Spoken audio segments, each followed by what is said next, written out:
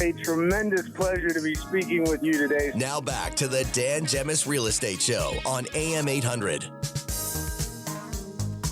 Okay, yes, another half hour with you here, and we're back with you every single weekend, every Saturday and Sunday from noon to 1 here on the Dan Gemis Real Estate Show. And don't forget, if you are looking to make a move, well, the Dan Gemis team is always here to help.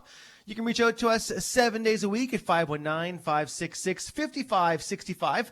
You can also find us on our website at dangemis.com. And in studio with me today, we have Heather Marentet and Lisa Ciparoni, and we're having all kinds of fun today, aren't we? Oh, yeah. Oh, yeah. Oh, boy. Talking about snacks. Yes. Yeah, we are talking about snacks during commercial Hungry break. now. Talking about ice cream and our favorite butter. kinds of peanut butter. And I was telling Lisa and Heather that my favorite snack of all time, and people will look at me strange, I'm going to try it. but try it. Okay, so take a slice of bread. Now we're whole wheat bread eaters here. It doesn't matter. Okay. But a slice Your of bread bread. of choice. Do not toast it. Bread and spread peanut butter all over the bread.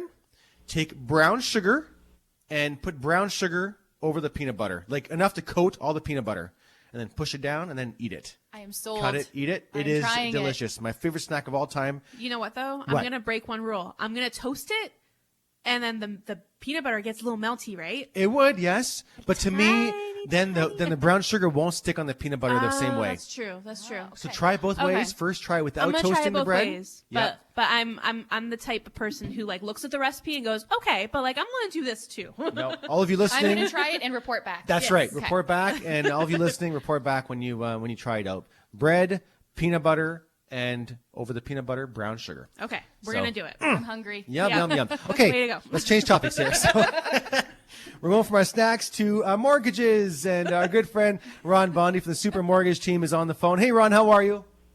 Fantastic. How are you guys doing today? It sounds like you're eating brown sugar, peanut butter, and bread. Well, see, we did it a little differently back in my day. We did bread, butter, and then the brown sugar. And we called it Okay. brown sugar Okay. sandwiches. I was Interesting. saying to Dan that I did something similar, just butter with regular white sugar, just a little sprinkle on top. So very similar to that. The difference is I don't put a little sprinkle of brown sugar. I put a lot of brown Yeah, sugar. no. Take the it brown on. sugar has to be nice and thick. That's right. That's right. So, Ron, what's our topic today? So our topic today is interest rates, the bank prime rates, where they've been, and like the history of where they've been and how we got here. It's the hot topic, isn't it? Yes, It is a hot topic because there's some interesting facts that I'd like to go through as we go through these Let's bullet do it. points. Let's do it. Go for it. All right. So October 24th, 2018 is where this all began. The Bank of Canada key interest rate reached 1.75% after gradually increasing since 2015. So we're looking at 3 years of gradual increases. Yep. Oil prices crashed, which rippled the Canadian economy. The rate remained, the bank prime remained unchanged throughout 2019. So Wow. after October 28th, we didn't see any rate hikes all the way through 2019, all the Got way it. till March 4th, 2020. The bank cuts the key interest rate by 0.5%. Economists are concerned stemming COVID-19. So at that point, it goes from 1.75 to 1.25%. Correct. Yep. They cut it 0.5%. That's March 4th, 2020. March And then 4th. the next thing happened only a week or so after. Yeah, March 13th. So, yeah, just over a week after the pandemic was announced, the bank ended up cutting its rate again another 0.5%. So we're down to 0.75%. Jeez. I remember that. So yeah. that is, that's a rare announcement for Yep. the Bank of Canada to break their systematic. And then announcements, 2 weeks right? later, again. Yeah, and then 2 weeks later, they lower it 0.25% again. A half They- point. Yeah. To a quarter percent. Yeah, Yep. to 0.25%. Sorry, yeah. Yeah. Which was a record low, historical low, never been that low, Wow. and launched a quantitative easing program. Just again to try to stimulate the economy from COVID-19 continuing. So that kind of stayed put for a little bit, didn't it? So that kind of stayed put for a good while till October 27th, 2021. So we went from March 27th, 2020. Nothing changed till October 27th, 2021. So that's quite a long time for bank rates to be historically low. And it's at that point, in October 27th, 21, that they announced that they were ending the quantitative easing program. So I don't think they did at that point, right? They waited till March of 22 of last year. They didn't raise anything. They just ended the quantitative easing program October. So that was 27th. 2 years. 2 years it went by with nothing happening. Yeah, for sure. So then March 2nd, 2022, the rate. So keeping its key interest rate at 0.25% after 2 years, the Bank of Canada raised it 0.5%.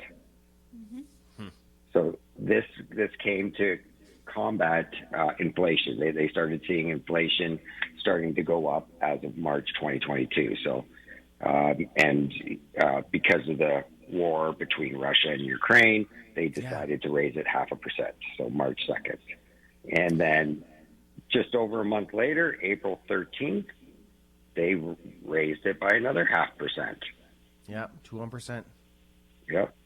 So the last time the bank raised its overnight target rate by 0.5 percentage point rather than a quarter was May 2020. So that is, you got to figure that's 22 years they've never raised it by that amount in one period. Yeah. Now let's fast forward a little bit. So again, June 2022, same thing. They increased by another 0.5 point. And then in July, a month later, that was the full point increase there in July of 22. Yeah, a full point. So remember, we said in April 13th, 22 years, they never did a 0.5 point, and now they did a full point. Wow. Yeah. And then from July, September, they did a 3/4 point increase to 3.25%. So it went from, what was it, at the lowest point? It was 0.25% to, at this point now, 3.25% September of last year. And it's been a full ride. And then in December of last year, they increased by another 0.5 point to 4.25%. So it was like they were increasing at a 0.5 point at a time.